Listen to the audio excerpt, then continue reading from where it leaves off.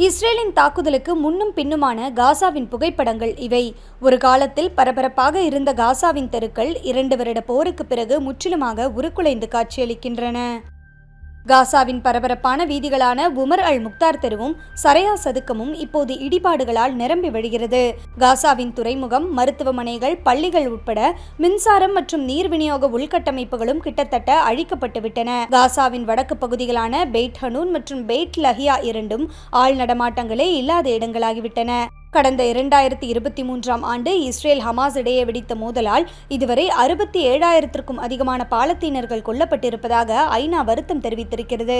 காசாவின் சுகாதார அமைச்சகத்தின் கூற்றுப்படி இறந்தவர்களில் பாதிக்கும் மேற்பட்டோர் பெண்கள் மற்றும் குழந்தைகள் என்பது மேலும் கவலைக்குரிய விஷயமாக இருக்கிறது. அடுத்த 24 மணி நேரத்திற்குள் காசாவில் போர் நிறுத்தம் அமலுக்கு வரவிருப்பது நிம்மதி அளிக்கும் செய்தியாக இருப்பினும் ஏற்பட்டிருக்கும் இழப்புகளில் இருந்து காசா மீள பல தசாப்தங்கள் ஆகலாம் என கூறப்படுகிறது.